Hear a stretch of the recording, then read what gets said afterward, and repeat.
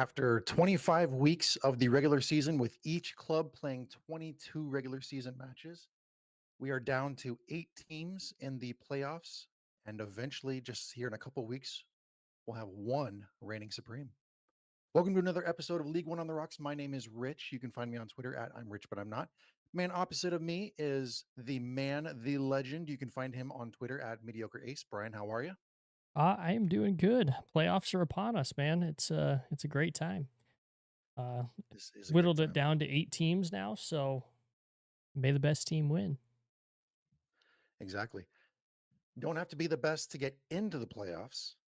Now, let chaos reign supreme and let's have some fun along the way. Not too much chaos, my opinion, personal. Yeah, I can understand that from your perspective. Well, Halloween is come and gone. How was your Halloween? Oh, it was good. Took the kids out trick or treating. It was a good time. Um, yeah, I can't complain too much. Nice. What about you? I was getting some um, text messages from some friends. I mean, this was after midnight. I was getting these text messages talking about all the partying they were doing and all that kind of stuff. And there I was, as I was receiving those text messages, I was sitting here in front of my computer just plugging away, working on some stuff. So it was kind of cool. I've been kind of busy on a couple things recently. I can't really talk too much about that stuff at the moment, but here um, in probably a few weeks, I'll be able to explain a little bit more about what's going on um, and some exciting updates. But while we're sitting here talking about stuff, I mean, we got to start the show in fine form. What are you drinking tonight? uh, so I have not had time to go out and get anything. So I've got just water tonight. Plus, kids are Nice. in the other room, so apologize if they come in and I got to jump out for a minute or two to get them squared away. It's getting close to bedtime, so No, you're good. I am going to go back to the Angels Envy again tonight. So, solid yeah. choice. All right, let's get another solid pour here for this one. Yeah, it's a good one. Oh, I think I may have poured too much tonight. It's all right. No We're such gonna have thing fun. as too much. Yeah. Hmm. All right. Oh, that's good. Well, decision day has come and gone. We have our final standings for the regular season with each club playing those 22 matches. We had 11 teams that could have moved up or down um, on the last day. And we did have some surprises along the way. We had Ford Madison and Northern Colorado swapping places in the table. And then the group of four down there at the bottom uh, switched around quite a bit there too. Mm-hmm. Yeah, we And knew we knew it was going to be a good decision day, and it did not disappoint. it did not. Yeah.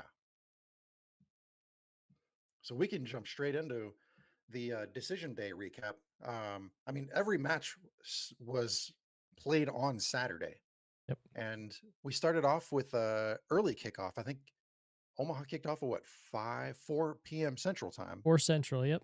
Yep. 5 o'clock your time. Man, and he finished with a 3-1 victory over Central Valley. Yeah, they looked. Omaha looked pretty good doing it too. It looked like a lot of players were rotated out. What we alluded to last week that went on before the batch was Steven Dos Santos announcing his retirement after the playoffs this season. So he's still hoping to get back out there for the playoff run. I don't know. I haven't heard anything if he's going to be ready to go by Sunday or not, but he said he wants to get back out there. So good to see. Omaha rotated pretty heavily, but Central Valley just could not find a way through, even a heavily rotated Union Omaha side. I thought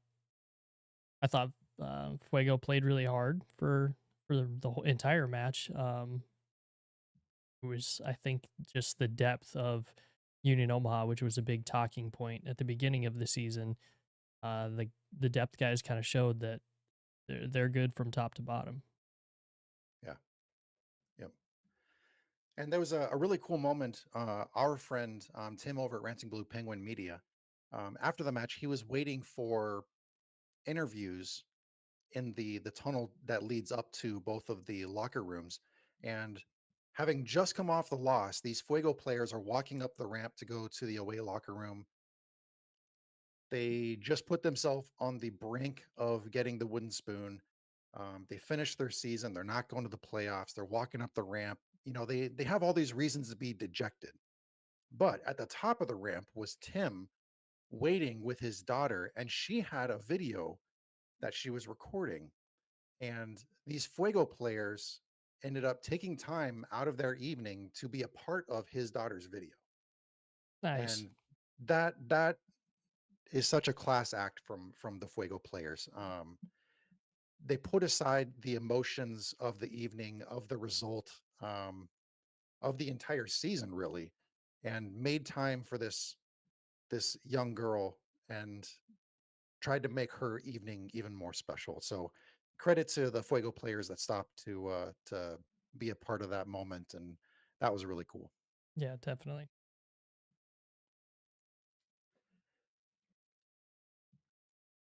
And then after that match had finished, Richmond and Charlotte kicked off. Now, with this match, Richmond had the opportunity to jump Spokane with a win. Hmm. Charlotte did take the 1-0 victory, and I think Richmond had 2 red cards in that Yes. match. Yep. Um, so kind of a surprising result there. But even with the loss, they still make the playoffs. They're still going to be facing Union Omaha in the first round. Even though it's a loss, you still have something to look forward to as their season continues. Yeah, there's reasons to be happy if you're a Richmond fan.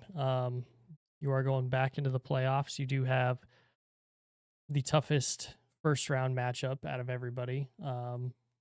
But at the same time, you're in the playoffs, and we kind of know what can happen in the playoffs. So um, I will say, good win by Charlotte in this one though. To kind of get back on track a little bit, a 1-0 victory is it's probably not ideally what they wanted, but they looked all right doing it, and they held off and beat a red hot Richmond Kickers team.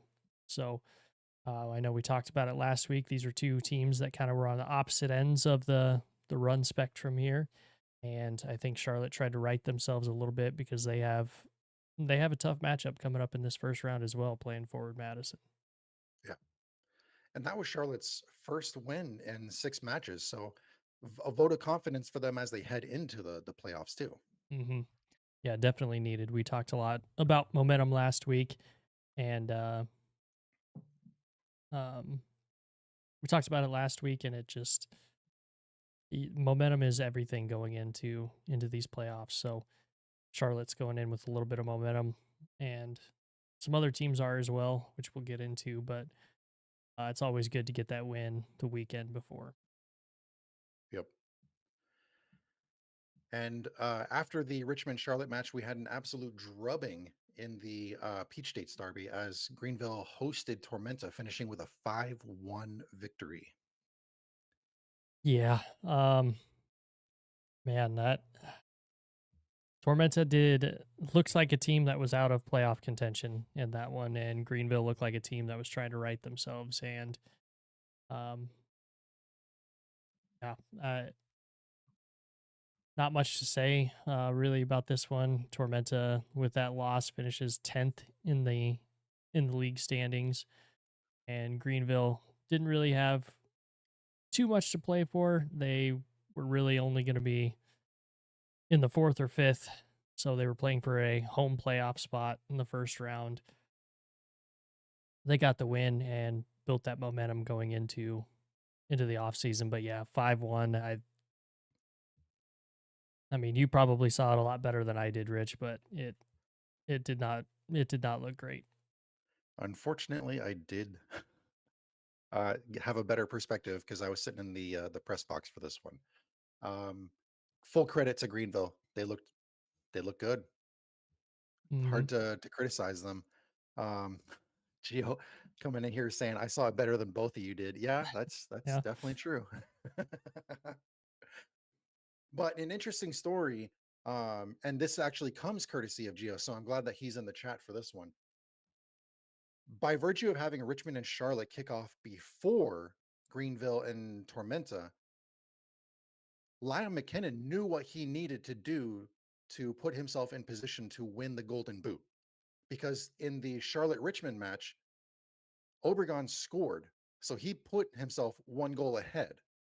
So Liam had to score two, at least two, to get the Golden Boot. Well, he scored that goal to break the deadlock in the match. And then that penalty kick comes along, and they gave him the opportunity to take that kick. And and when he scored that goal, that was the solidifying factor in giving him the Golden Boot. So congrats to Liam McKinnon for winning the Golden Boot this year. Yeah, well deserved. Yeah, I don't think anybody would argue that one at all. Just yeah, a a great run of form throughout the entire season. I mean, it's not the numbers we saw last season, but 16 goals in 22 matches is still that's still a good feat. So, yeah. And after the Peach State Derby match, we had the Unified Series match. Um, Absolutely fantastic time.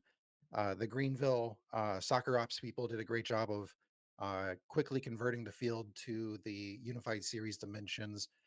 We had the teams out there warming up, both teams, players, coaches, and we had some fans that were standing around the perimeter of the field dimensions as well. It was a great environment. Um, we had someone down on the pitch who was doing play-by-play commentary. He had a wireless mic with him as he was um, nice. doing the whole thing. It was great. It was so much fun. And so Greenville did win the Unified Series match by one goal, um, but it was exciting the entire time. It was a lot of fun. Yeah, There were a lot of smiles going on both sides. that's still by far my favorite thing the league has ever implemented is getting that unified series going. And Yeah. it's great to hear that it's catching on and that other places are doing things differently than how Union Omaha does it. Um, I think the on-field announcer is, I mean, that is something that is so cool, and I think something that can be implemented throughout the whole entire league as well. Yep.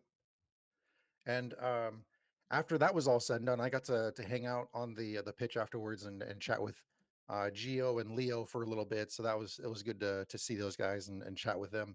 There was a special guest at the match too, because the coin toss special guest was none other than John Harkes. Oh, awesome! Yeah, Good to see him getting back into Greenville. yeah, he was back in the Greenville crowd, and it was good to see him down there. And speaking of Greenville news, they had that recent news of the 10,000 seat stadium announcement.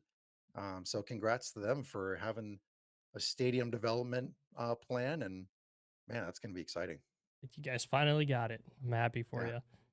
yeah, that's cool. And it's in a cool area too. Every single time I've been to Greenville this season, as you're driving up to Furman, you drive right by it.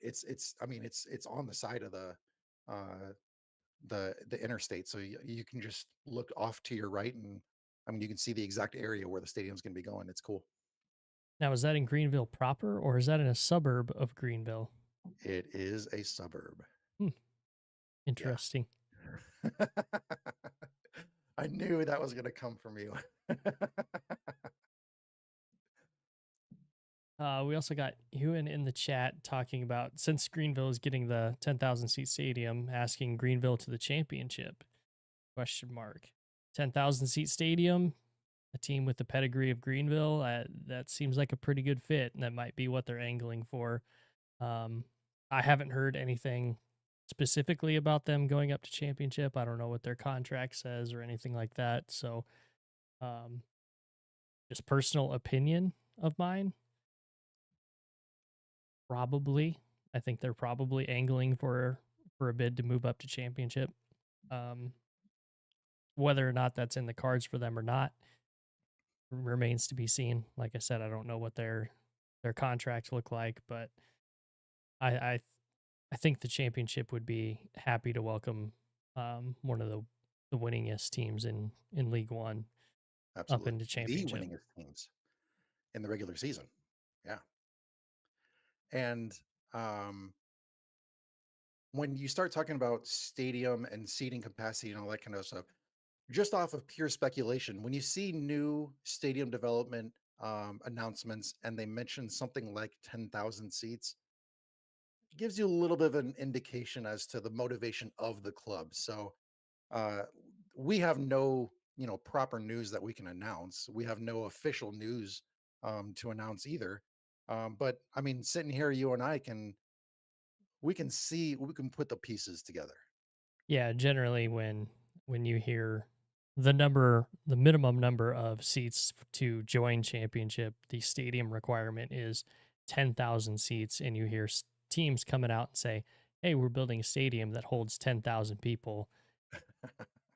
You can kind of connect the dots yourself. I don't think it, you know, I don't think it's a big secret that a lot of teams are going to want to be moving up to championship, Yeah, um, and getting in there before, if and when pro rel ever becomes a thing.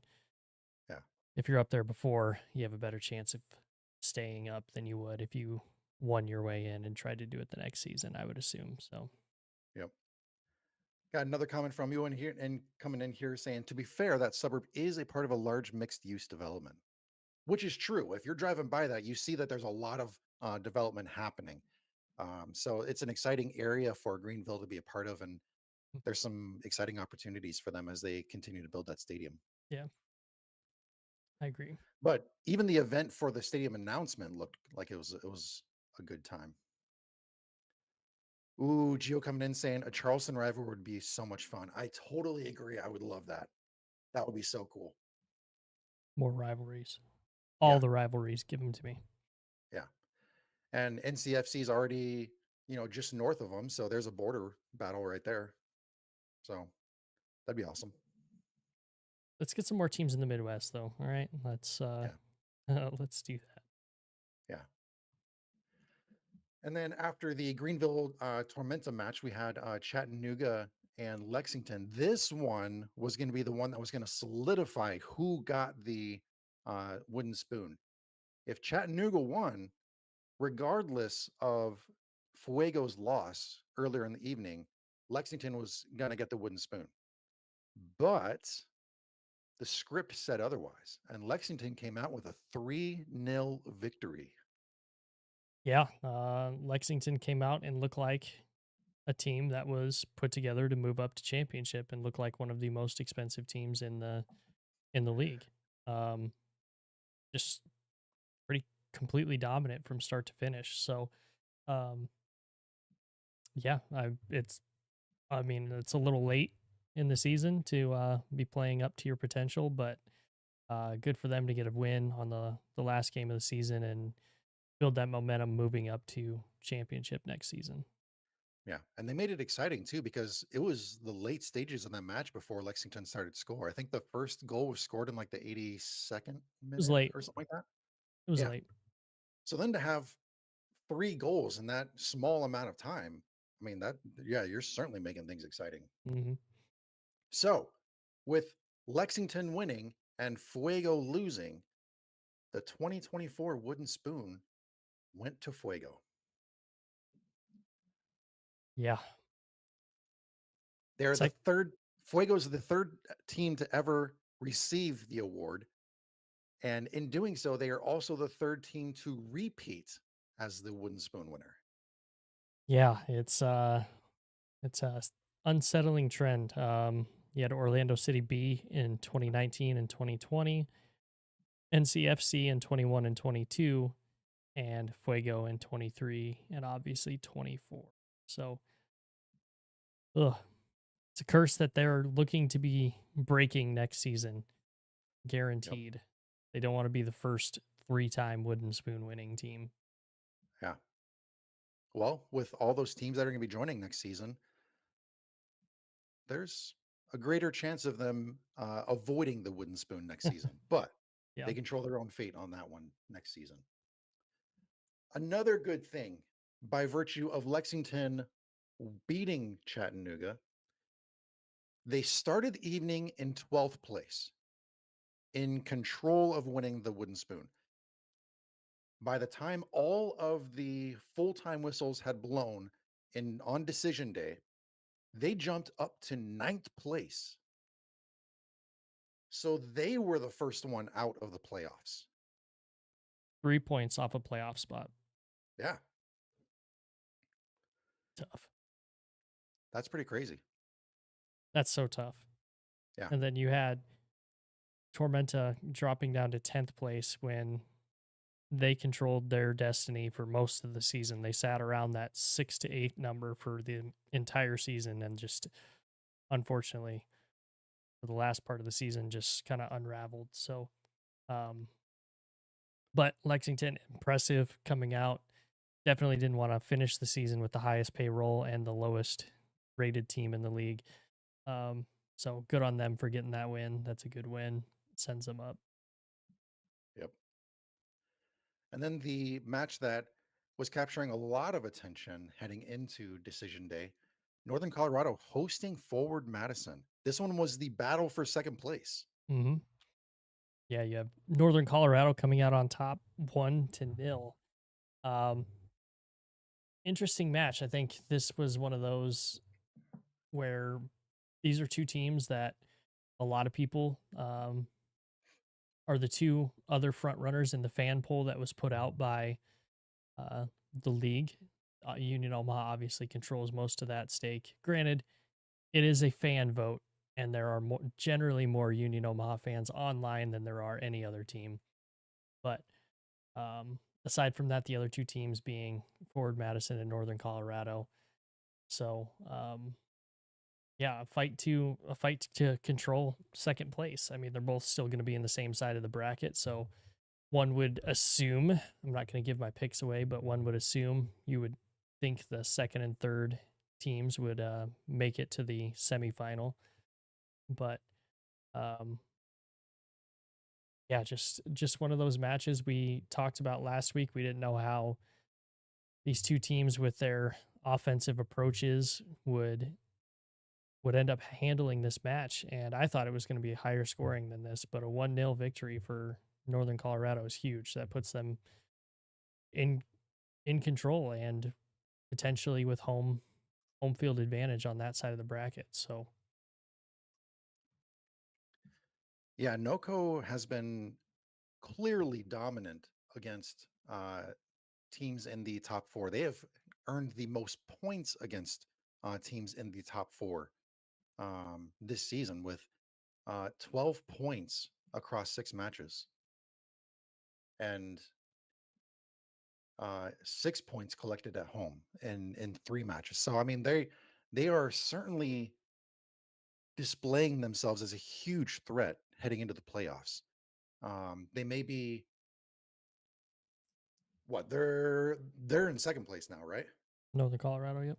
Yeah. So I mean, it sounds weird to say like in second place and almost like a dark horse, but I don't know if second place you would want to call them a dark horse, but they have some good heavy momentum and a good resume heading into the playoffs. They should, I mean, be considered a strong candidate heading in. Oh yeah, I've definitely heard other people in the content creator sphere for League One putting them as their favorites to win it all. And honestly, with how they've played this last I'd say even over half of the season, it, it's a hard argument to discredit. I mean, they have been one of the best teams, and if not the best team in the league in the second half of the season. So, um, yeah, this was a big one and potentially a semifinal matchup preview. So, huge match. And yeah, and then and this was a rematch of the Jägermeister Cup final. So another 1-0 victory to Northern Colorado over Madison. They've faced each other 3 times this season now, and each time Northern Colorado came away with the narrow victory. And so you have to think, as you were just saying, if they do face each other in the semis, that's gonna be weighing very heavily on their minds when they head into Mm, that one. I think Yeah. so. Well, to finish off decision day, we had a scoreless draw between Spokane Velocity and One Knox. This was Spokane's first result after going on a 5-game losing streak. So, I mean, good for them to break the streak. Momentum. Yeah, but seeing a goal or two would have been nice too. Yeah. Um, this one, it didn't really matter so much for the seeding for Spokane. They could have really done whatever they wanted to do. Obviously, they wanted to pick up a win or a draw just to kind of throw that momentum in there. This game definitely meant a lot more for One Knox. They had the potential to move up to fourth place. Um, but them playing to a scoreless draw, it ends up keeping Knoxville in fifth and Spokane in seventh place. So I mean, you kind of figured these are two teams that play defense pretty well. Um, Spokane just was never able to get going and able to figure out that Knoxville defense is just too stifling, which should not surprise anybody. That's kind of Knoxville's MO. So it'll be interesting to see what kind of happens here in the playoffs with them. Both of these two teams, because they're both good teams and they've both kind of hit weird points in the season. And it's that almost I don't know which team's going to come out. You know, Knoxville is going to play defense. You just don't know what their offense is going to do. And with Spokane, you just don't know how they're going to approach these playoffs because it's whatever has been going with them. They've kind of limped into the playoffs here. Something's going to have to change up for them to move on in these playoffs because they do have a tough first round matchup facing Northern Colorado. Yeah. And to go back to a point that you were just talking about, where when you said that their offense seemed to be sputtering, they were having trouble figuring out the One Knox defense. In the previous 6 matches leading up to the match against One Knox, Spokane had only scored 2 goals. And Hmm. so, if you have an offense that is still trying to break out of a rut, and you're going up against a defense like One Knox, good luck. Hmm. When we were chatting last week, when we were looking at this match, we were fully expecting a technical display. Yep. And so to see a nil-nil draw between the two, I almost said victory, a nil-nil draw between the two makes perfect sense Yep. when you see these two facing off. Hmm. I think we even said as much. I think both of us wanted to pick a draw for this one, but we don't pick draws on the show. So, We do not. Well, after all of those discussed, we already talked about the wooden spoon. We already talked about the golden boot. hmm. There were a couple of other individual awards that were earned by the end of the evening. The Golden Glove went to Sean Lewis over at One Knox, second consecutive year. Hmm. So much like the wooden spoon, this is the Sean Lewis is the third recipient of the Golden Glove, and this is also uh, in winning this year, he becomes the yet another goalie to repeat because in 19 and 20 you had Dallas J out of Greenville. Hmm. 21 and 22 was Rashid Nuhu out of Union Omaha. And then 23 and 24 we have Sean Lewis out of One Knox. Yeah. I mean, well deserved award. I think anybody that watches him play knows that he's one of the best keepers in the league, if and obviously the best keeper in the league the past 2 seasons. So, um, I mean, could say we saw it coming. Uh, he had quite a big lead going into this one. A .73 goals against average through 18 matches. Um, and Richie did the research on this one. That's the second lowest average in league history, and the lowest average was .69 by Dallas J for Greenville in 2020. Yeah, So, pretty dominant performance, especially in a season where we have some good offenses. So congrats to Sean Lewis for winning that one. We also had the Golden Playmaker uh, being awarded to Alfredo Medense out of Central Valley Fuego. He had 8 assists in 15 matches. I think this was another one that was virtually decided yeah. heading into the week. Yeah, another big lead with this one. I think it was another one of those where the second guy had to get like 4 assists and hope he didn't have any assists in his match um, for them to even catch up to him. So 8 assists in 15 matches. Those are good numbers, and Medense is definitely one of the bright spots on that Central Valley Fuego roster. Yeah, sure is. I don't know. I'd have to go back into some of the stuff that League One Updater Alex has over on his website to see what kind of a contract he has. But hopefully, he sticks around into the League One landscape for 25. Hmm. Definitely be dangerous, and definitely something that if he stays with Central Valley, they could use him. Yeah, for sure. We also have some other awards that are going to be announced here in the coming weeks. None of them were solidified at the end of the regular season. This is more of like the voting type of awards. So Hmm. those are going to be announced here in the coming weeks, and those are the awards that include like Player of the Week, or I'm sorry, Player of the Year, Coach of the Year, Young Player of the Year, Goalkeeper of the Year, Defender of the Year, and then you have those all league teams. You have your first selection, you have your second selection, all that stuff. Yep. So that stuff's going to be coming here in the next few weeks, but we have the final scores from decision day. We have our top 8. We had that one heading into decision day, so there wasn't any drama as to who was going to be in the playoffs. Now we have the seedings finalized, and we can start talking about the quarterfinals previews. This is where it gets exciting.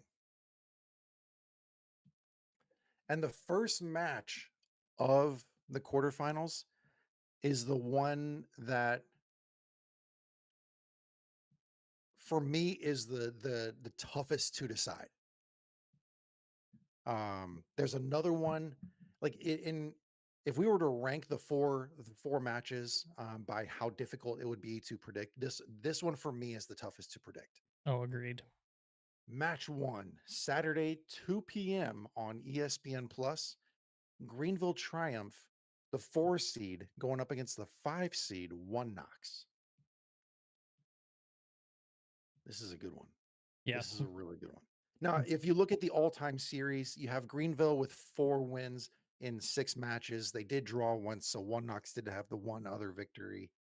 And then in the 24 series, you had Greenville winning a 2-0 victory in week 12. They did have a scoreless draw in week 15.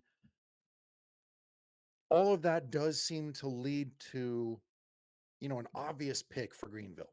But if you've been watching the teams this season, if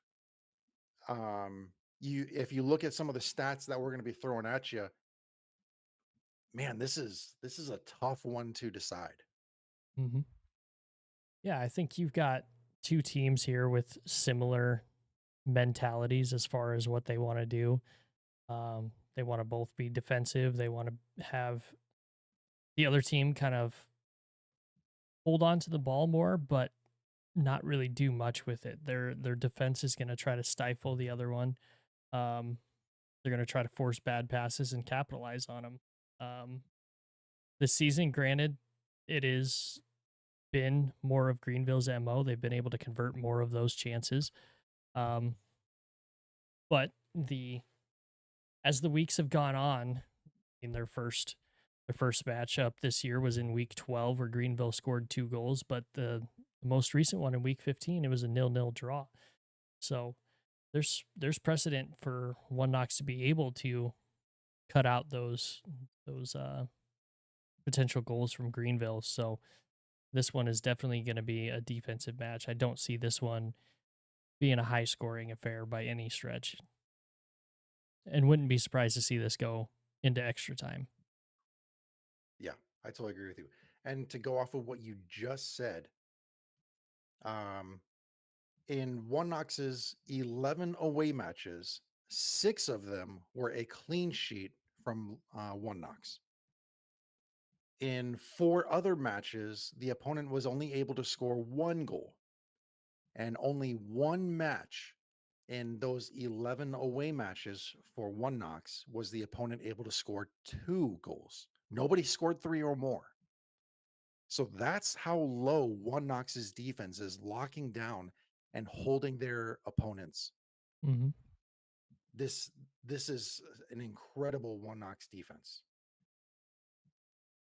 Yeah, it is, and that the team that did score those 2 goals against them um, was Greenville. So, granted, that was a home game for Knoxville, not an away game, but I mean, this is a titanic battle. I mean, this is the 4v5. This is exactly what you wanted. These are the two teams that are the most evenly matched if you go by the regular season seedings. So I don't think it should be a surprise to anybody that this is going to be a difficult match to predict. This Yeah. this is what 4v5 is all about. Yeah. And like you said, this you were alluding to the fact that this could easily go to PKs. Oh, I think yeah, extra time PKs. Yeah. And reason for that, on the bad side, you could say, well, One Knox hasn't scored in their last 2 away matches. Correct. But they also haven't lost in their last 5 matches. So this is, I mean, oh man, this is, oh man. And you'd have to go all the way back to week 17 to find a final score with a final score totaling more than 3 goals. No away score this season has totaled more than 3 goals. And only one match featured a goal differential greater than 1 goal while One Knox was on the road. And that was when One Knox had a 2-0 victory over Central Valley Fuego back in week 9. Mm, Like, One Knox are road warriors. definitely. And I think that I mean that just comes down to their defensive prowess, honestly. Being one of those teams that plays defense as well as they do, that's going to lend yourself better on the road than it would anywhere else. So, um, yeah, I'm sure Greenville is happy to have this first round matchup, unhappy with the run of form of the team that they're playing. Yeah. And one thing I want to look at here really quick in the, oh, let me look over here. Yeah, this is what I want. In the Jaeger Cup, where we have some indication of play or PKs, there were only 2 matches where Greenville had to go to PKs, and they won one, they lost one. They beat Spokane 5-4 in PKs, but they lost to Richmond 3-5. And when you look at Spokane, they went to two. They had 2 matches that went to PKs as well, and they lost both of them. They lost to Greenville uh, 4-5, and then they lost to Central Valley Fuego 2-4. Ooh. So, I mean, there's another impactful point right there. If we go to PKs, hopefully they're practicing their PKs in training sessions leading up to tomorrow's match, because like you said, that could easily be a point of contention here. Hmm. Yeah, I agree, and I think you're always going to have that with two defensive minded teams. Um, I think it just really comes down to who's going to make a mistake first. I don't think either. I think both of these teams are pretty evenly matched. I think both of their coaching staffs are pretty evenly matched. And it is unfortunately going to come down to somebody is going to make the wrong decision or a wonder goal is going to happen at some point. So, I will say though, if it does go to PKs, You have to feel pretty good if you're one knocks, even though you have lost your only two PKs this season. You have the Golden Glove winner in goal in a high True. stress situation. I like my chances with the Golden Glove winning keeper in that one.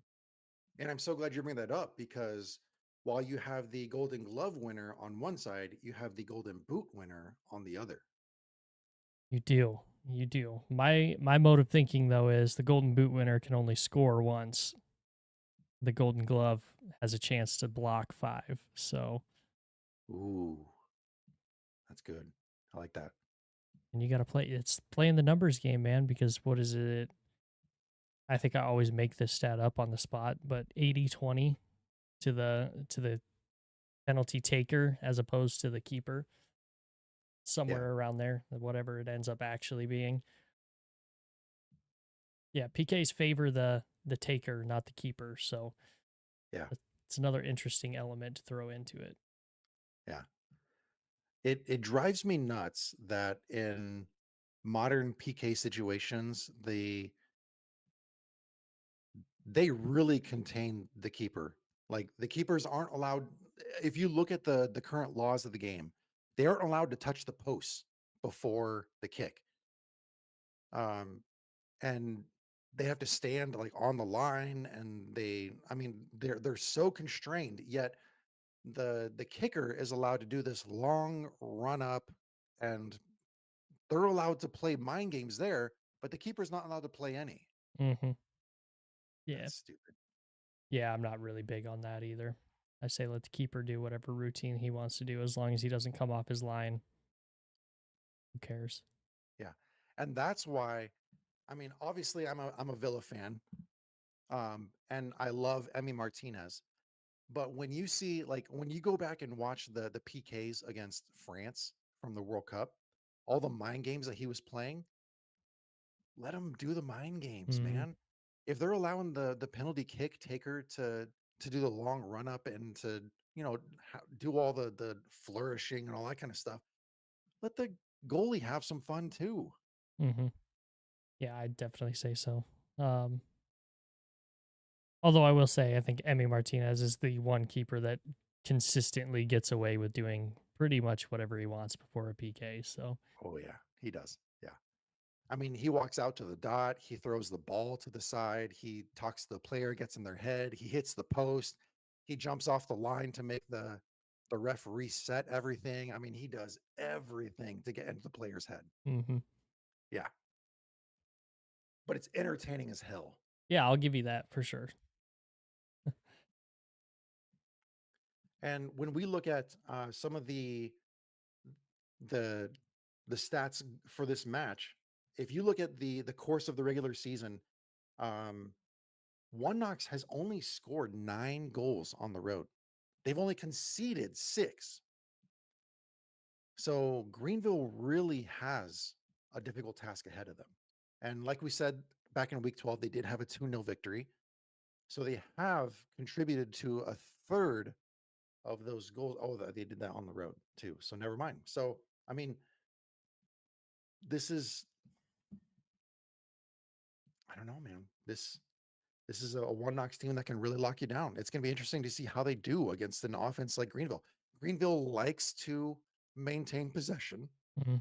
as we know, but at the same time, One Knox is very willing to set up that low block to absorb attacks. I don't know, man. That's the interesting part of it all. Be tough. Yeah. And I think um Madison, no, I'm sorry, Greenville has the highest possession this season. I'm trying to look it up here really quick. I'm trying to go into the League One website stats and all that kind of stuff. But I think Greenville is one of the ones that has the the most possession. I would say that probably sounds about right.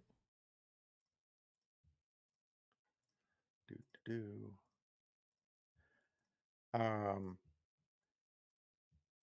And if you look at some of the other factors that contribute to um, Greenville's goals, like fast breaks, passes into the final third, they don't do a ton of crosses into the box. Um, Very while they direct. do have a lot of possession, they work their way up to the box and they find a way to get into there and create a lot of threats there. Um, let me possession. Let's see what we're looking at here.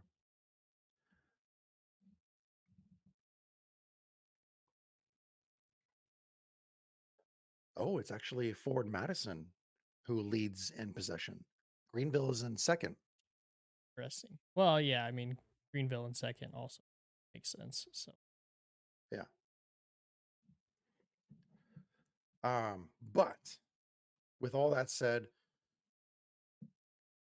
we have Greenville who scores a lot of goals at home, um, almost two a match.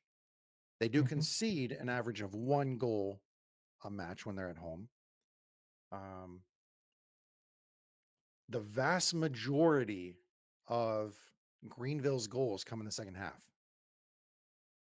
So whereas One Knox is a team that will try to wear you down and go the distance, Greenville is a team that will work hard to break you down, and they seem to find a way to do so and score a bunch of goals in this second half to take the lead. So mhm, that's another contributing storyline to this matchup too.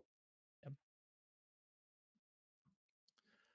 All right, so if with all that talking done, if we were to do a prediction for this one, mhm. what are you thinking? This one is super tough.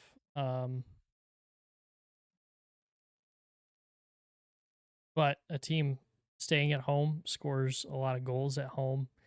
Um, a team that's been in the playoffs multiple years.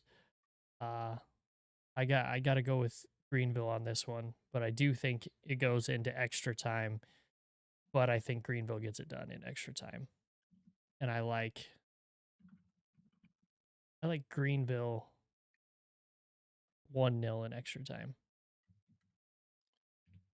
Oh, you think it'll be like a scoreless 90, and then okay? they score late into extra time.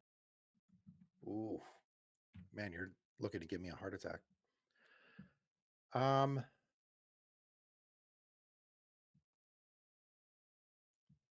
I think the sooner Greenville scores, the greater chance they have of a winning. Mhm, I'm not saying the more they score, I'm saying the sooner they score, because we know that One Knox does not score a lot, especially on the road. mhm. But if you can get a goal on them early, that takes the wind out of One Knox's sails.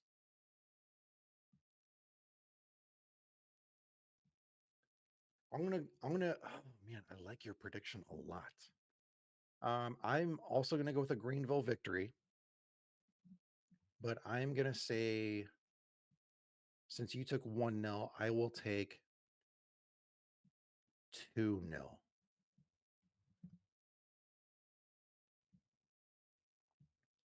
But here's the thing also for me. If they go to extra time,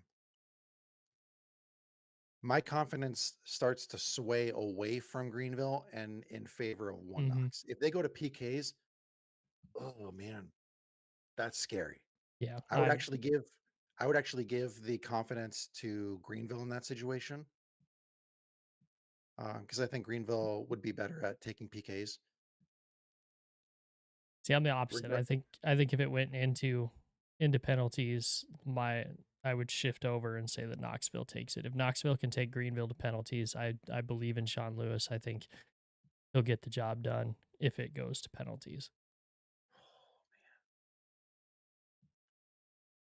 This is one that I get to watch live because I'm going to a wedding tomorrow evening. S- Um, so this is one that I will be able to watch live, and I for sure will be watching this one. Oh yeah. Um, And the person whose wedding I'm going to is probably going to listen to this episode at some point, and he and I have already discussed that he himself is gonna have League One matches on his phone at his own wedding reception. So Nice. now I feel okay with me having a my phone on with a League One match on as well. That's So fair. I don't feel as guilty. Yeah, you can't. No, if person you're going to is gonna be watching it too, I mean, you'd have to expect, right? Yeah. All right. So there's match number one. Now we get into another match. Man, this is also another difficult one to call. I feel like from here on out, it gets easier to call, but Yep. this one is another one that's difficult to call. And this is the semis of the Jägermeister Cup.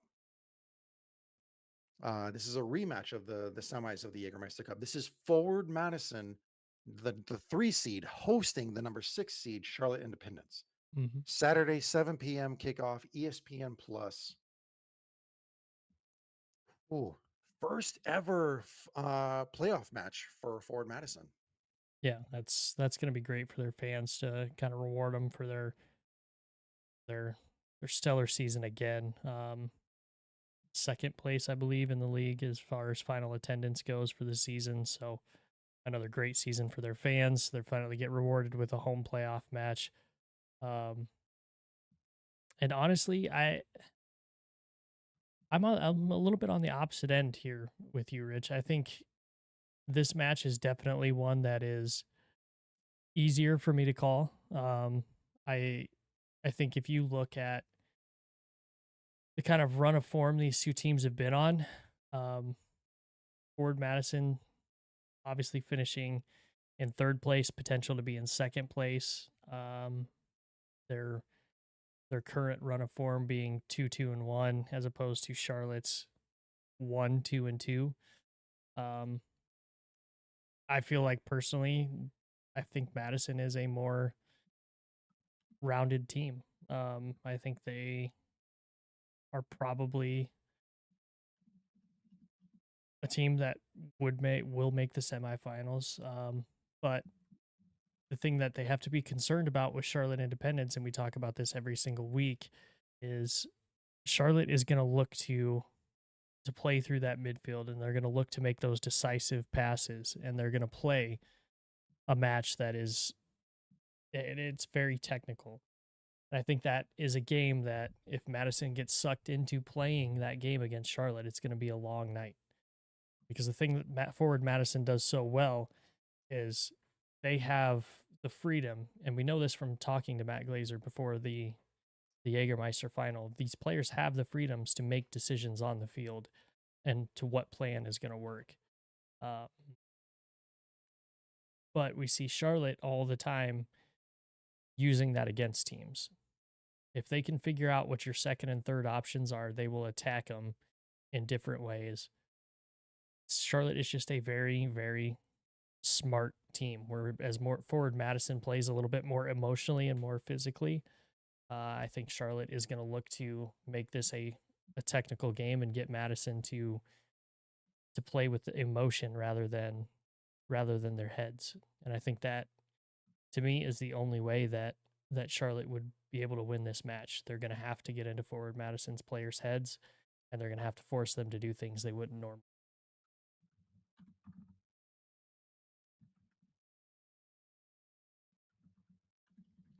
And this is also a Charlotte team who um, is coming off of well, as we said earlier in the episode, I think it was 6 matches um, without a win. Mm-hmm. So for them to finally get that monkey off their back and get that 1-0 victory over Richmond to finish out their regular season, they have some confidence going their way, but they haven't had the greatest record against Ford Madison this season. Um, just looked it up in week 17. These two teams drew 0-0 in Bree Stevens. The next 2 matches were both at Charlotte, where Madison won 4-2 the first time in week 22. And then round two of the Jägermeister Cup 2-1. So Charlotte has not defeated Forward Madison yet this season. Hmm. And Madison doubling their score each time they faced off against each other. Addison's a They've very offensive team, offensive minded, and I think that shows. yeah. Burn Shipments had a good season between the posts for Forward Madison. Yep. Austin Pack has had a good season for Charlotte between the posts. Um, Both in the we Golden Glove also race. yeah, yeah, both I mean both of those guys were in the race. And these are two high scoring teams. Charlotte being very balanced in the way that they score their goals, this season. First half, second half on the road, all that kind of stuff. And to a large degree, Ford Madison is in that same boat. Um, but as we talked with Matt Glazer, as we continue to watch Ford Madison, they have the veterans on their side. Um, they just have this chemistry that is really unlocking a lot of potential for them. We do have a lot of veterans for Charlotte, and we are very familiar with them. But I think it's to the point now where teams have faced Charlotte so often with this established group of veterans that it's almost as if they know what to expect. They and they can anticipate and work around it.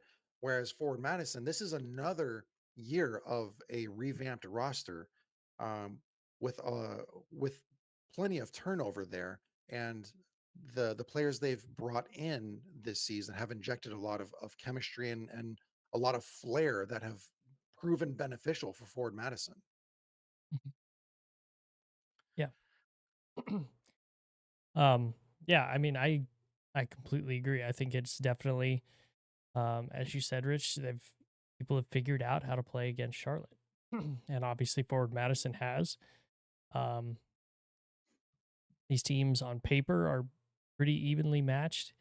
But there's just something about this Forward Madison team for me that I I have a really hard time picking Charlotte in this one. I just think Forward Madison's attack is too much for them. Um, like I said earlier, the only way Charlotte is going to be able to do that is if they're going to have to hold on possession of the ball. They're going to have to make those passes through that midfield, and they need to finish. That has been an issue with them as of late. They have had solid chances. They haven't been able to convert them. So I would look to see Charlotte place a lot of emphasis on finishing those balls in to the box, and really trying to take Forward Madison off their game. Um, yeah, but like, with all that being said, I don't see Forward Madison losing this match. I think they have too much firepower on offense. The precedent is there. They've beaten Charlotte multiple times, doubled them up, as you said earlier, Rich. And I don't think here in the playoffs it's going to be any different. I think Madison has more momentum going into the playoffs than Charlotte does. So in this one, I do like Forward Madison to take this victory, and I think they're gonna get it done comfortably. I think Madison takes them 3-1. Hmm. Of the 17 goals that Charlotte has scored on the road, 8 of them were scored by Obregon. And um, Overton has added his fair share. I think he's had 2 or 3 after all that is said and done. I still maintain that Luis Alvarez is um, one of the most unsung threats out on the flank. But if you consider the players that Ford Madison has that are going to cover the lanes in which you may find Luis Alvarez, you can. it's you could easily cancel out Luis Alvarez just because of pressure alone. Then you have to start looking at Gabriel Oberton, Joel Johnson, Obregon. I mean, there may have to be a surprise player like Leo Falla who comes in here to score a goal for Charlotte. It's gonna have to be an unsung hero for Charlotte. Hmm. There's gonna be so much pressure on those big names who have contributed to the score sheet time and time again for Charlotte. With that said, I agree with you. I think Ford Madison is so you said Ford Madison 3-1. 3-1. Yeah, I think forward Madison gets it done. I agree with you. I think Ford Madison is going to take the victory. I think it's going to be closer. I am going to say 2-1. Um, and I cannot wait to see Bree Stevens field under the lights, first playoff match. That's going to be incredible. Yeah, I agree completely. And I know that you've said that, you can't wait to go check out a match day at Bree Stevens. Um, just having been there on a regular match day, trying to think about what the atmosphere is going to be like for a playoff match. Oh man, that place, oh, that's going to be awesome. That's going to be Yeah, so cool. they're gonna show up and show out for sure. Yeah. And that could also be another contributing factor for this match, the crowd environment. Hmm. Because when you play in Charlotte, I mean, no offense to Charlotte, but there's not the Bree Stevens crowd. There's not the Bree No. Stevens noise, the environment, there's not that intimidating factor. When you're in Bree Stevens, they're on top of you. Hmm. They're loud. Um, yeah, yeah, that's gonna be cool. I can't wait for that one. That's gonna be fun. And then to finish out the matches on Saturday, we have match number 3. Where are we sitting at right now? We got time. We have number 2 Northern Colorado hosting number 7 Spokane Velocity, Saturday 9 p.m. Eastern on ESPN Plus. Hmm. Um, man, I'm eager to hear what you have to say because I don't know that it's controversial, but I have certain takes on this one. Um, yeah, these last two matches, I don't I don't know how interesting anybody's gonna find any of my takes on these ones because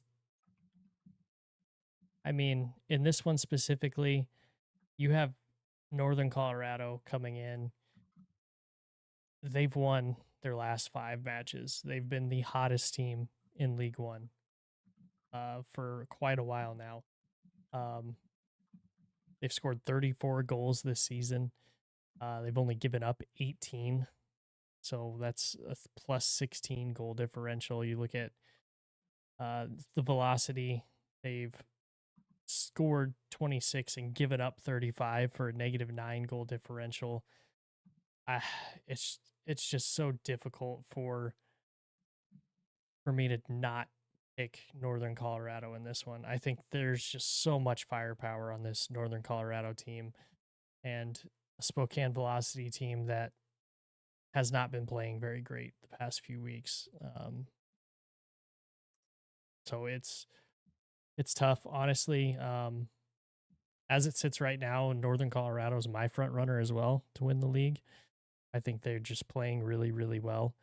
Um, that could change in the playoffs, but don't see that changing until the semifinal at the earliest. So, um, yeah, this is a tough one for me to kind of come in and call. I think Spokane, the only way that they're going to be able to slow down Northern Colorado, they're going to have to possess the ball and they're going to have to play super smart the entire time. Their passes are going to have to be pinpoint and they're going to have to work that midfield. They're going to have to work those wingers. And it's a big ask, but Spokane has shown those flashes. They are able to play very well through the midfield. They are able to possess the ball and frustrate teams with their possession. seeing them live even a few weeks ago, um, here in Omaha, there were times in that match that Spokane was able to frustrate Omaha by just playing smart with the ball and essentially playing keep away from the defenders. So that's something I look to see in this match. Um, they have the players to be able to do it. They're going to have to play a damn near perfect game, in my opinion, to take this win. Wholeheartedly agree. It's gonna have to be a perfect match from Spokane. I hate to say it so harshly. I fully believe Spokane's walking into a buzzsaw.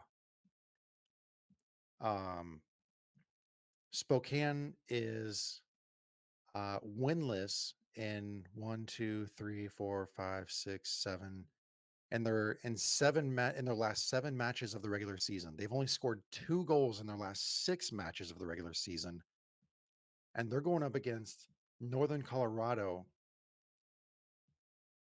as you were just saying earlier with the goals for, goals against. I mean, 23 goals for at home, only conceding 9 goals at home. That's a plus 14 goal differential at home. I man, I think Spokane's walking into a buzzsaw here.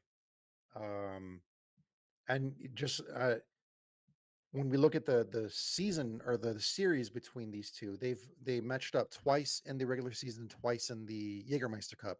In the regular season, week 3, Spokane did take the home victory 1-0, That but was then after that, it was all NoCo. Yeah, that you got to remember that week 3 was back when Northern Colorado was not playing their Yep. best soccer either. They didn't start coming on until week 10, 11, something like that. And that match was also in Spokane. Week 3, that's super early in the season. Spokane was still jazzed to be in League One. They were having a great season at the beginning. Um, so that has to factor into it a little bit as well. And we have to remember too, Northern Colorado's schedule is so back heavy with home matches. The majority of these matches that they've won have been on home turf in these last 6 to 10 weeks. So Yeah, I'm glad you mentioned that because when you look at um, Northern Colorado's season here, let me scroll up to that one here. Their first home match was week 11. That's like that's if we're only doing it's 20, 25 weeks of the regular season, that's almost halfway through the season, and they're just getting their first home match at home or there's, whatever, you know what I'm saying. there was only 22 matches in the regular season. They didn't get their first home match until exactly halfway through the season. Yeah, that's crazy. Um, and like you said, yeah, the Northern Colorado team at the beginning of the season is not what the one that we're talking about right now. So if you look at that week 3 and you're thinking like Spokane 1-0, like, okay, cool. Yeah, Spokane's got a chance. Okay, yeah, we can throw some more stats at you that'll sway you away from that one. Um, just like we were talking about with Greenville being a heavily second half club when it comes to scoring. Of the 23 goals that Northern Colorado has scored at home, 15 have come in the second half.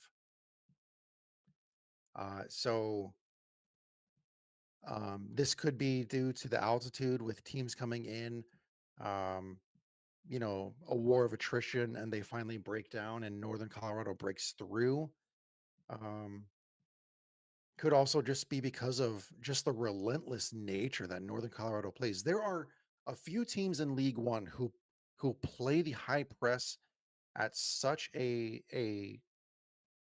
high level, no pun intended, that Northern Colorado is certainly one of those teams that excels at the high press, that excels at keeping you on your heels, making you uncomfortable, and capitalizing on any turnovers. You cannot make a mistake around Northern Colorado. No. And like we said at the very beginning of this preview, Spokane's gonna have to play a perfect match. Um, NOCO just has a different motor. Excuse me. NOCO has a different motor. And with the nature that and the style that Spokane plays, I mean, NOCO's just it's gonna be bad. I agree. All right, so let's get into predictions. What are you thinking? Yeah, this one, I agree with you. Um, I see Northern Colorado taking this one pretty easily, and it's a 3-0 victory for me, Colorado. Oh, that's what I was thinking. That's the beauty of going first when we do Yeah. predictions. Okay. So with that said, um, I don't even have confidence in Spokane. So if I can't have 3-0 as a scoreline, I don't want to take away a goal from NOCO because I think they're going to score.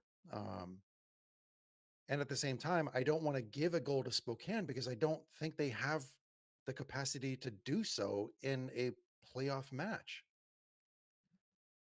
So for that reason alone, I have to go NOCO 4-0. Fair. So I'm going to go for NOCO 4-0. Fair. And now we switch to the Sunday match. The match that's going to be on national television, the match featuring the number one team in the league, Sunday at 3:30 Eastern Time on CBS Sports Network. We have Union Omaha, number 1 seed, hosting the number 8 seed Richmond Kickers. Yeah. Um, this one, it's more of the same from the the last the last match we talked about. I think Omaha has a lot of firepower.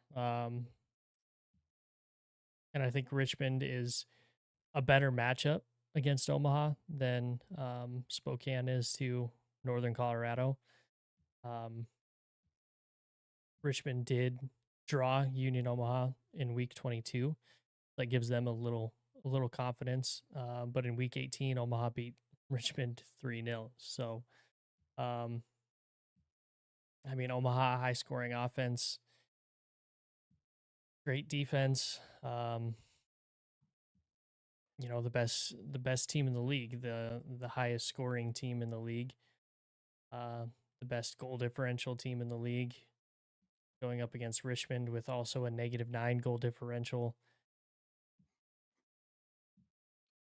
This one feels rough as well. I think Omaha being at home is a huge advantage for them. Obviously, playing at Warner Park, the minimum required pitch size, um, absolute minimum required pitch size, that is something that they train on and they feel comfortable with. Um, I just think I think a big X factor in this one for Union Omaha is if Steven Dos Santos is back and is healthy. He provides a lot in build up play, um, and hold up play. Just being the size that he is, he's a smart player. He's also a goal hawk. He will come in and finish off shots that get kind of dribbled out. And on the other hand, you also have to remember Richmond had 2 red cards in the last match. They're going to be without 2 of their guys, 2 of their starters. Um, that's going to hurt. I mean, going into the playoffs, you're already the biggest underdog of the weekend. Um, 2 red cards, so you got to replace those guys going up against the best team in the league this season. I don't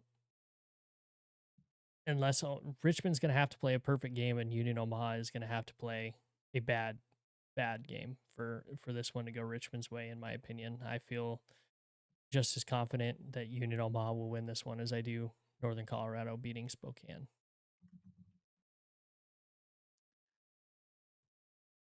So the last 3 matches that have been hosted at Warner Park. All three were Union Omaha victories. The total score line from those matches, Union Omaha 9, Richmond 2. And I think a huge part of that is because of the fact, like you said, the field dimensions limit Richmond's style of play. Richmond is going to be severely limited with the space that they're going to be playing. At the same time, Dominic Casciato, head coach of Union Omaha, has developed a style that allows them to play out of the back, frees the wing backs, gives a lot of high press up the pitch, gives them a ton of opportunities because they release the wing backs, and they put so many numbers forward. Yep. Not only do they do a good job of winning the first ball, but they also have the way that their formation works is that even if they don't win the first ball, if the second ball is still loose, Union Omaha is going to swarm to it because of the high press, and they have numbers in place to give them an opportunity to win the second ball. And it yields a lot of results and a lot of strength for Union Omaha. Mhm. Um, we talked about last week how Richmond deserves full credit for making the playoffs because in those last 5 matches they went undefeated. Um, Now they did lose to Charlotte, but in those previous 5 matches they went undefeated. Before they went on that 5 match undefeated streak, who did they play before that streak started? Union Omaha. And that match was played in Warner Park with Union Omaha taking a 3-0 victory. So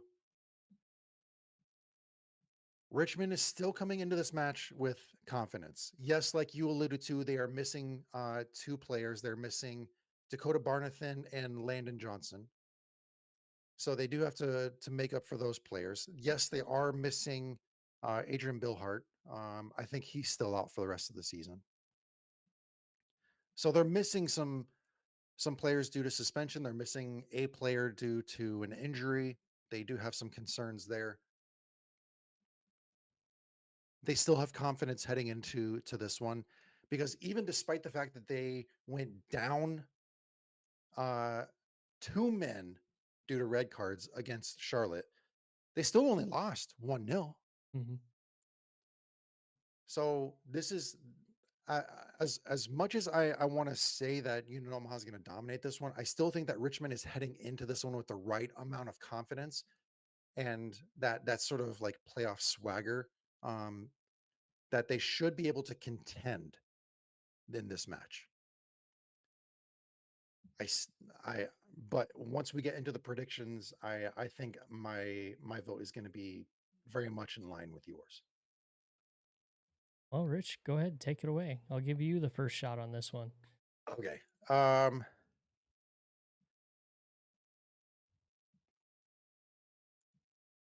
with Union Omaha scoring 23 goals at home, only conceding 10 in the 11 matches they've had at home. Um, 14 of those goals coming in the second half. I think this is another one of those matches where they're just going to wear Richmond down. I think second half is going to be where they really continue to set the tone and they find that separation. They may go into halftime drawn or with even just one goal with a 1 goal lead. I'll say they go into halftime with a 1 goal lead. Halftime, um, they have their speeches, they come out, they do the warm-ups and everything. Second half, I think Union Omaha carries a I think they're going to echo that same match from earlier from in August, and I think they're gonna have a 3-0 victory. See, and that's exactly what I was going to say. That's why I Oh, gave you. That's gotcha. why I gave you.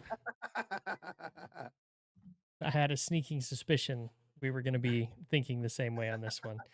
Um, yeah, I I completely agree. I couldn't have said it any better. CJ coming in saying Union Omaha 4-1. I do like that score line. It's close to what mine is. But because Rich took 3-0, I do think Richmond will be able to should be able to get one. I mean, you have the league's leading goal scorer still playing for Richmond. He's likely to get one. It's a big time. I think I think he does get one, but I think Union Omaha wins this one 3-1. 3-1. All right. Now that we've finished all the discussion, we did have a couple questions come our way, and I'm very glad that these questions were thrown our way. Let me get back into our chat here because there were some good ones. All right. So to start off with, would the playoffs be better if it was a two-legged playoff per round for USL League One? It would give each club a home match. Absolutely. And that question, I'm sorry, that question comes from Harry. You can find him on Twitter at Ramincol, Ramincol. Yeah, And I you say absolutely. absolutely. And away goals count. We let's keep Ooh, the away goal. Let's bring back the away goals rule. I say yes, two legs and away goals count double. count double. Count double. Count double. You if you get away goals, they should count as two. Wow. Hey, we're looking to differentiate ourselves as a league. I think away goals count as two in a two-legged game. I like it that. So with that said, I mean, Union Omaha has scored the most goals on the road with 24 goals. The closest to them would be Greenville with 20, but they're both hosting. Mm-hmm. But but yeah, I do like the two-leg system. I I'm intrigued by your twist of doubling the away score. I'm intrigued by that. But yes, I do like the two-legged system. But if we were to expand off of that, um, coming from Ross Davenport, one of our favorite, play-by-play commentators for League One, you can Mm-hmm. find him on Twitter at that Ross bloke. Is 8 of 12 too many teams in the playoffs? Yes. I agree. Yes. I think it would have been a much better idea to do a two-legged system, and you have four teams. Yeah, Two-leg system, top four go. I agree. You only expand the season, so that'd be what, four match four matches, and you're playing three if you make it to the final. If you win, you're adding one extra match. You're adding probably a few weeks to the end of the season, but I don't know. I like the two-legged system, and yes, I think 8 teams out of 12 is too many. I would Yeah. like four, but I would be okay with six, and the top two seeds get a first round bye. Okay, so going off of your system, if so, okay, we have four teams like this. We have a Yep. two-leg system. Yep. Two teams meet in the final. Yep. Do they play a two-leg system, No, they or is it play just a one-off? they play a one off for the final. Yeah, I like that too. Yeah, I agree with you. 8 of 12 is too much, but considering the fact that next season we're going to be adding. I mean, we could be adding as many as 6 teams next season. Potentially losing Um, teams too, though. We, Potentially, we yeah, we know we're losing Lexington for sure. yeah. So if we're adding, I mean, possibly even like a third um, to the league, suddenly having 8 of 16 doesn't sound as bad. 16, 17, you know, Yeah, it's get into definitely not 18. it's definitely not as bad the more teams you add. But this season's in particular, 12 teams, 8 of them make it to the playoffs. That that seems a little much to me. I would have been happier with 6. Um Ideally 4 and a two-leg system. But Yeah, I agree with you there. All right, let's continue this one. Let's see here. Oh, here's one from Tim at Rancing Blue Penguin. Between Dominic Casciato, Eamon Zayed, and Matt Glazer, who is the most desirable candidate for a USL championship team needing a coach? Follow up question: does winning the cup change that for any of them? um well, I'll answer your second question first, Tim, because I think that's an easier one to answer. I don't think winning the cup changes it for any of these three. I think these three are all coaches that are desired by other teams. Um, I think if you had to put them in a hierarchy of, you had to rank them, which one is the most desirable, and that, that's super tough. I think they all three would be in contention for a championship job. I think all three of them will have people calling to see if they would be interested. Um, I think if you go by the track record of Cassiano so far, 2 seasons, 2 regular season titles, I think he's probably the most appealing. Um, Aben is probably the second most, having won the Jägermeister Cup, and then what he's done in the second half of this season with this team.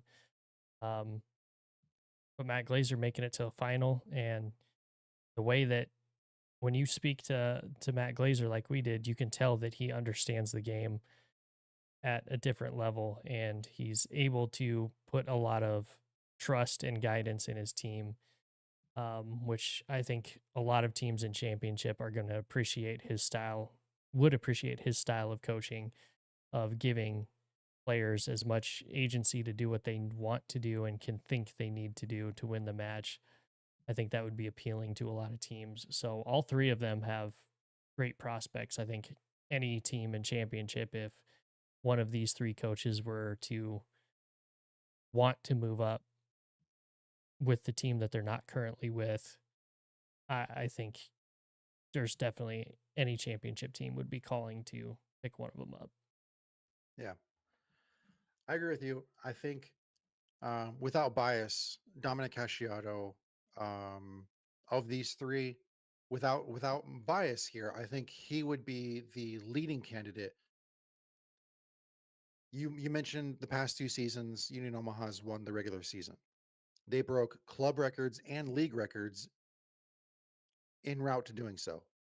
They've made deep runs in the Open Cup, or at least high profile runs in the Open Cup.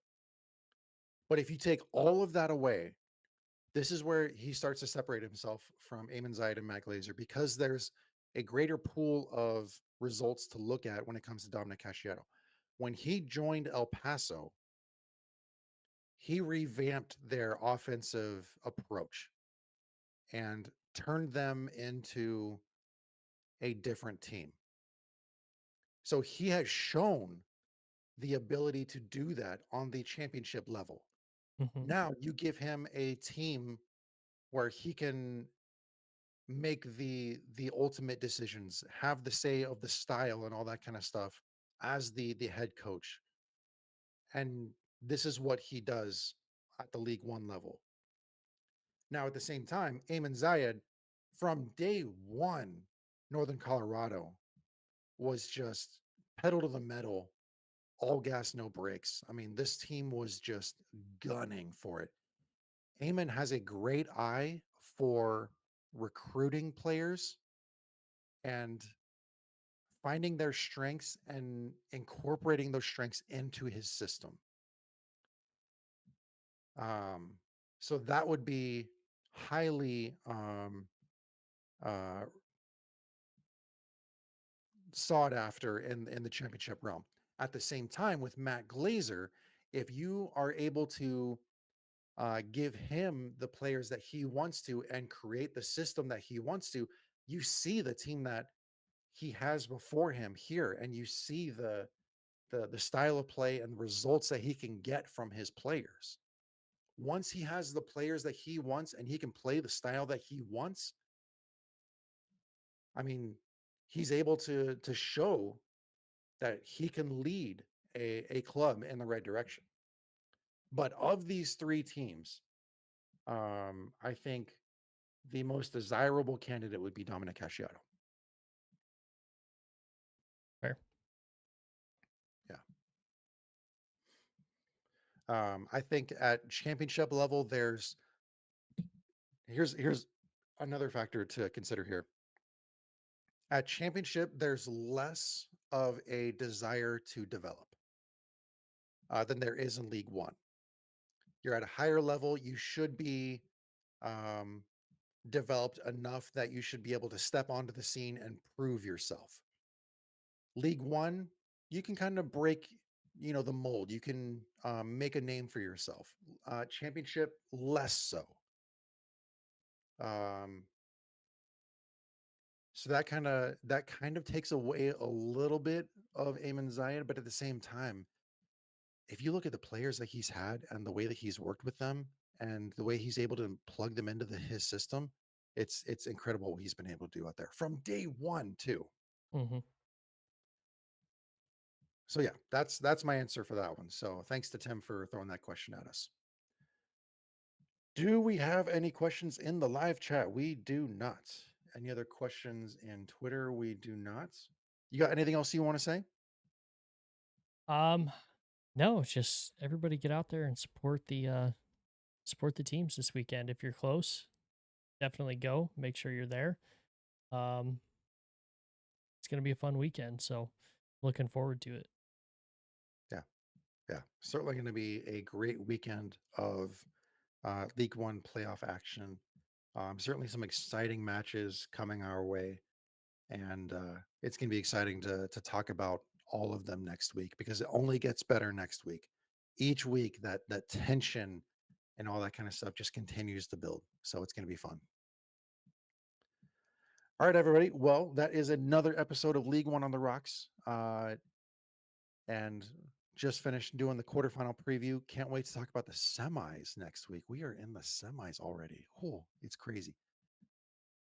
But we have plenty of storylines, plenty of news, plenty of stats, all that kind of stuff to discuss next week. Can't wait to do so with you. So join us next week for another episode of League One on the Rocks, and we will see you again soon. Thanks, guys.